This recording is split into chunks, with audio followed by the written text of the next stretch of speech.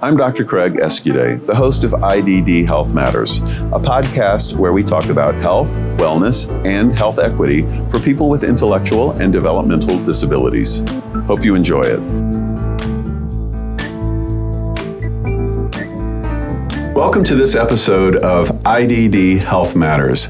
I have with us today Gabrielle Sedor. Welcome, Gabby. Thank you. It's wonderful to be here. Great. So tell us your story. Tell us how you got into the field of working with people with intellectual and developmental disabilities. So I have probably been here for coming up on 25 years, and I got here completely by accident. That happens to a lot of us, doesn't it? It was the same thing for me. A lot of us. Yeah. So I was not fresh out of college, but pretty close to it. I had been teaching overseas and had to come home. Had some aging parents, had some student loans I had to pay off. Started out as a temp at an organization that was a provider organization in Pennsylvania called PAR. And interviewed for a job without really understanding what the job actually was. I've been there too. And in the course of the conversation of the job interview, my boss at the time said, "Do you know what a direct support professional is? Do you know what mental retardation is? Do you know some of the terms that you're going to hear on a day-to-day basis?" And I thought for a bit and realized as she started to explain it, that I actually had. My aunt was a nurse, and she worked at a children's facility, and it was in a not great part of town. So my mom and I would visit her and the kids she supported whenever she had a dinner shift or a late shift. And so we got to see in action what kids with IDD and multiple disabilities had, what kind of support they needed. As a kid, all I really knew is that he had this cool toy and I didn't. And it was a communication board. It was just all of these really beautiful things, even 25 years ago, that you thought, wow, this is how this person communicates with the world, and it really must open up a lot of doors for them. So still got the job by accident. I just happened to have a little frame of reference in the back of my head. And then once I got into the work, which at that time was really just being a Girl Friday, anything that the providers in Pennsylvania needed, we would try to be there as an association to support. And I just had an opportunity to learn and to grow. And then once we got into policy, public policy, Medicaid policy, and realizing that these words on paper actually directly impact people and how they're supported, I was hooked. So you started that way, which is kind of neat. It sounds like you realized that you actually had some experience that you probably didn't think was unusual or weird because you kind of grew up seeing this, right? Right. And so take us to where you are now and what things you're involved with now. Right. So where I am now is with ANCOR, the American Network for Community Options and Resources. Great organization, by the way. Thank you. There I am playing a little less of a policy role and more of an operations role. I'm the Chief Operations Officer, and I'm also the director of our foundation. But the road to there was very gradual. Started as policy analyst, did some grassroots, did some communications, did some grassroots lobbying, and then some actual lobbying, and really grew up through the policy path. But then when the opportunity for ANCOR arose, I knew that that's where I wanted to be. It was a fit. It was a fit. And it sounds like, the experience you had really prepared you for this job, because I know that ANCOR does a lot to work with policy and try to make policy changes that are beneficial to the support and services field for people with intellectual and developmental disabilities. Right. What are some of the things that you're working on now, the organization is working on, that you would say are kind of higher priority type things? So it's an incredibly exciting time because President Biden has just announced April as National Caregivers Month. I heard that. Which great. is something really wonderful and remarkable. And now is the time where we sit and wait to see what that actually means. Usually announcements like this herald policy announcements, regulations changes. And for the most part, I have to think that they're going to be quite positive for the field. But our job at ANCOR is to really dive into the details and make sure that everything there really will be for the benefit of people that receive supports and the people that give them. So, so National Caregivers Month, super exciting. Yeah. That on top of the implementation deadline for the home and community-based services settings rule. That's something that a lot of our providers have mixed feelings about. Well, yes, and those types of new rules and new policies can certainly be challenging to meet sometimes, and sometimes the policies may be very well intended, but maybe we didn't take into account all of the steps that might need to happen or the things that need to be in place to get to there, to get to that point, which can make it difficult. So I get that, but I know one of the focuses of the final settings rule implementation is really a big focus on person-centeredness, person-centered services, person-centered supports. Can you talk a little bit about that a little bit more, and what does that mean? Sure. Well, I'll do my best. But at the end of the day, person-centered supports really is exactly what it says it is, that you have the person who receives supports really driving what that looks like. Isn't that something we all would like to have in our lives? We all want some independence to be able to make decisions about what happens in our lives and what happens around us. Absolutely. And people with intellectual and developmental disabilities want the same thing and should be able to have the same thing. And this is where the other role of ANCOR comes into play. In addition to being the voice of service providers in Washington, D.C., we also collect and disseminate and share and educate around promising practices. So this is where we really rely on partners like you, Craig, and Intellectability to really talk about what you're hearing and seeing with the people that you've been working with and the organizations that you've seen, and share that with the rest of the provider community. Here's something that this organization out in Nevada is doing that's really exciting and we think you should know about. Here's something that we caught word of in New Jersey, and maybe there's a little nugget or two that you can take back to your organization and put into place. So that's the part that really fills my bucket. That's one of the huge benefits of being involved with other people in the same field. That's one of the great benefits of being a part of an organization like ANCOR or New York Alliance, which is where we are today. We're coming from you from their annual meeting, and you get to talk to other people. First for me, when I first got involved with other organizations, for me it was the American Academy of Developmental Medicine and Dentistry, where I first recognized that I'm not the only one out there working in this field, having these challenges that I felt like I was so incompetent to be able to handle. It's like, okay, this is a challenge for everybody. Right. And then there's also support that I would receive from them because, I had that same issue and this is how we handle it. I'm like, oh my gosh, that's fantastic. And as time went on, I was able to be that for other people as well too. And that is so valuable and so important.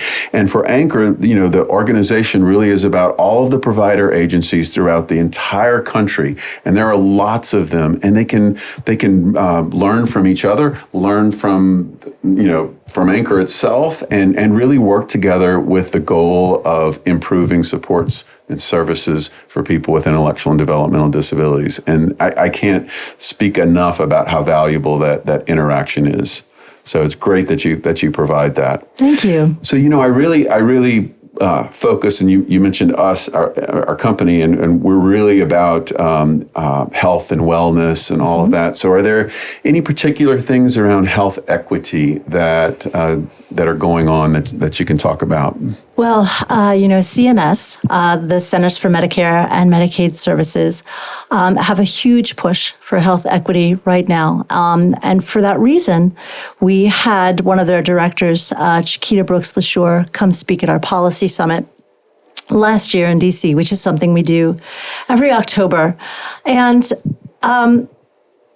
it's an interesting space because it's something that we have witnessed and experienced for so many years. Doctors that aren't quite sure what to do when someone with an intellectual disability arrives, or they speak to their support staff or their caregiver instead of speaking to them, and or seeing things that could be seen as aggressive behaviors or problematic behaviors without realizing, no, that actually means that my tooth quite hurts. Right. There's a reason that person is very angry and upset because, they might have a toothache or a stomach issue or whatever. And if we aren't taught those ways of thinking, we're not going to necessarily think about those types of issues. And it's just, and I describe it as this way. It can be very frustrating for supporters and for people with disabilities and their families when they're accessing or trying to access healthcare when the physician doesn't understand something.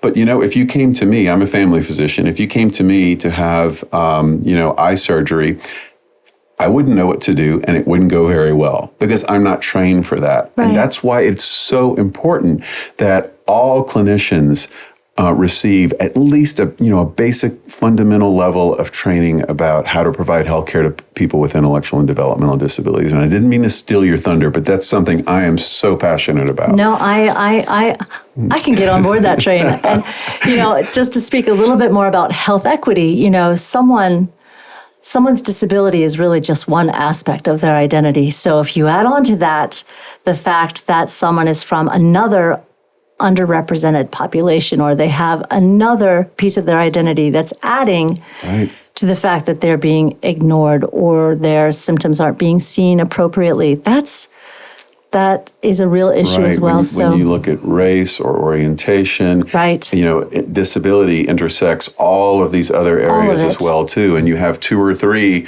things going on, and you're right, and it just adds to the difficulty in achieving health equity. Let's say it that way. So to take that a little bit further, I think you feel very passionate about having clinicians trained and they properly understand how to support someone in all of the aspects of their identity. We feel the same way about all staff in provider organizations. So ANCOR's own diversity, equity, inclusion, and accessibility issues is a space where we hope as our own organization to kind of walk the walk, but to also lead by example for our members.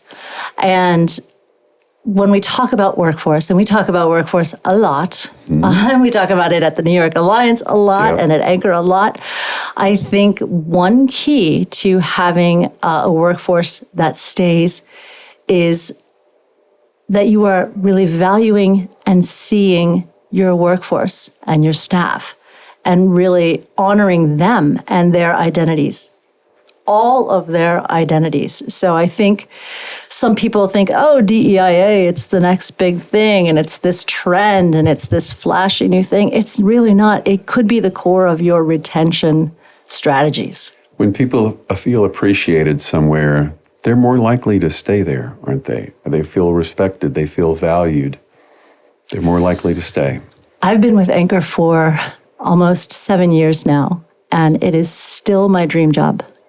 I'm still in the honeymoon phase because I feel seen and I feel valued and I feel like there is a space to be heard, and I feel like I'm with like-minded people. They may not look exactly like me or come from the same spaces as me, but I think that's another beauty in itself. And that actually speaks to another reason that we're doing this type of, outreach and these podcasts is to help people see that there are so many opportunities in this field to work in so many different ways. You can work as a direct support provider. You can work as an administrator. You can start as a direct support provider, as many of our guests have, and end up in a high-level position.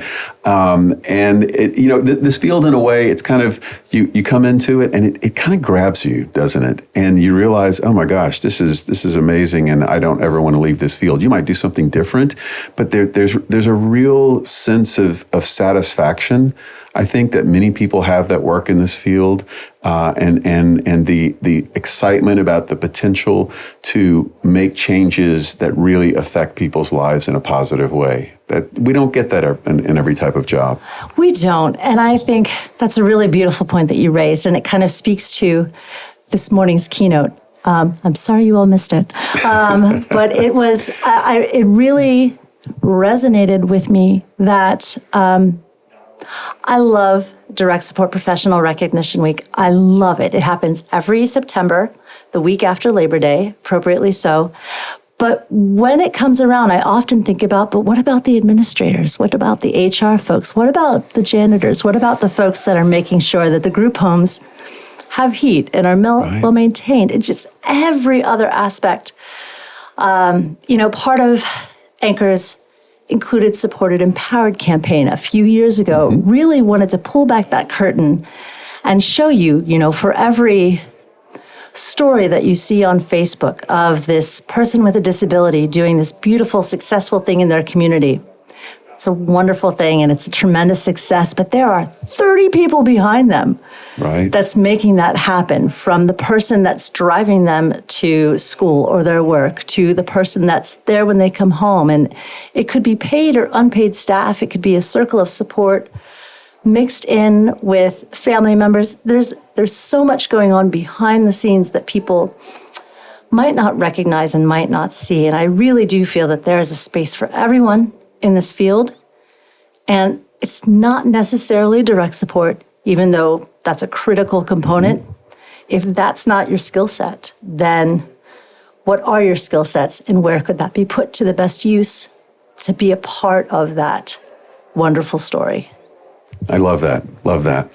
So there's one thing that I like to do on the show, and it's ask people to give me I call it 3 and 3. Three things in 3 minutes that you just like to share with listeners that you think they can participate in, they can be involved in, they can have an impact with, that can improve overall health, wellness, lives, support systems, whatever, for people with intellectual and developmental disabilities. I'm not going to hold you to 3 minutes, but, what would you like to share? What pieces of advice could you give to people, maybe that are interested in the field?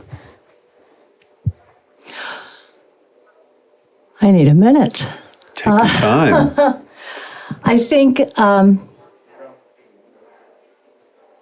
one piece I would start with is just some own person-centeredness and taking a minute and thinking about what's important to you. And as we heard this morning at the New York Alliance conference, if something is enjoyable, if it's something that you really like, you're going to do it over and over and over again. And probably do it well and be successful at it, regardless of what it is. So what is the thing that brings you joy? What is the thing that fills your bucket? And start with that. And then think about, how could I make that happen for somebody else? How could I be just a piece of that story? And I think if some things readily come to mind, then I think perhaps this field could be for you. And another piece of advice I would give is making sure that folks around you know that they're appreciated. So a little bit of gratitude goes a long, long way. Sure does. Yeah. And